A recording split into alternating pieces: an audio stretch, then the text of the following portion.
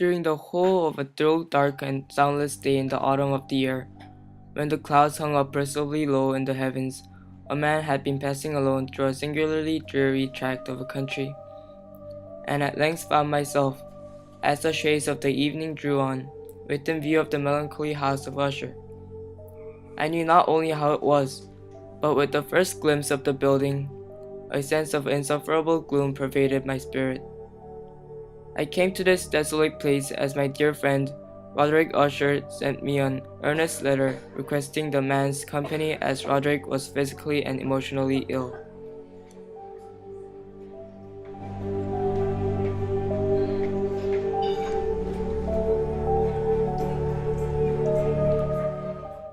The room in which was very large and lofty. The windows were long, narrow, pointed, and at so vast a distance from the black oaken floor as to be altogether inaccessible from within. The general furniture was profuse, comfortless, antique, and tattered. Many books and musical instruments lay scattered about, but failed to give any vitality to the scene. The atmosphere was full of sorrow. An air of stern, deep, and irredeemable gloom hung over and pervaded all.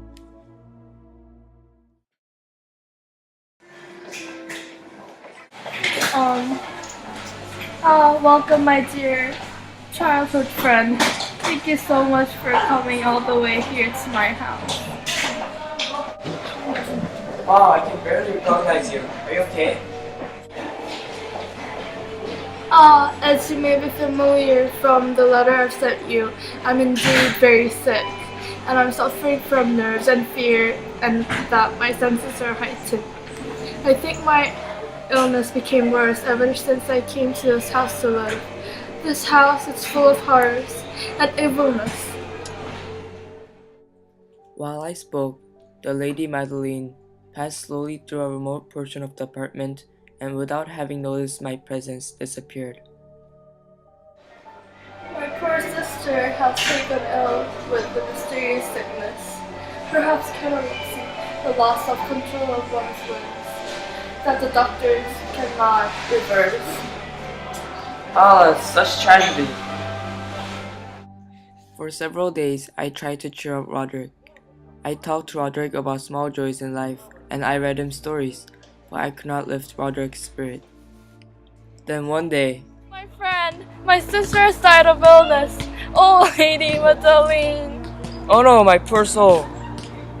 My good friend, will you help me bury her in the Thames below the house? It's only going to be temporary.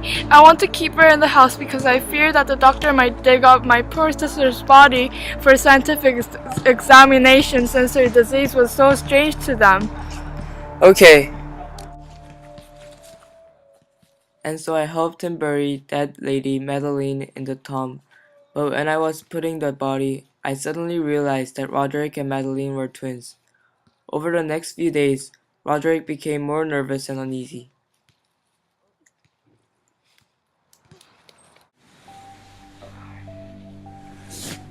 This is a very curious evening. I can't find myself to sleep. Oh friend, my friend, I don't know if I'm imagining things, but I see a bright-looking guest surrounding the house. Ah!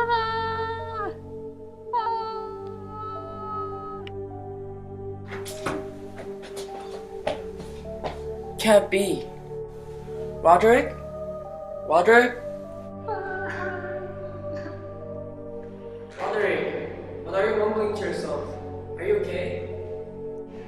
Oh, buried Madeline alive. Must have buried her alive. And now she's trying to escape. Escape! And now she's standing in the door.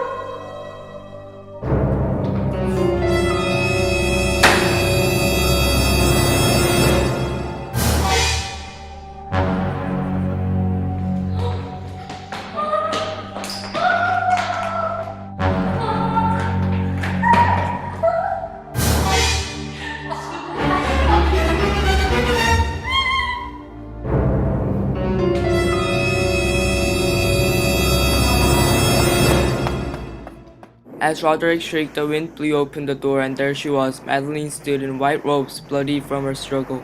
She glared at Roderick and attacked him in a vicious might. poor and nervous Roderick was immediately died in fear with a gasping cry. From that chamber and from that mansion I fled aghast. As I looked back, the entire house cracked and crumbled to the ground, and the deep and dark tarn at my feet closed slowly and silently over the fragments of the house of Usher.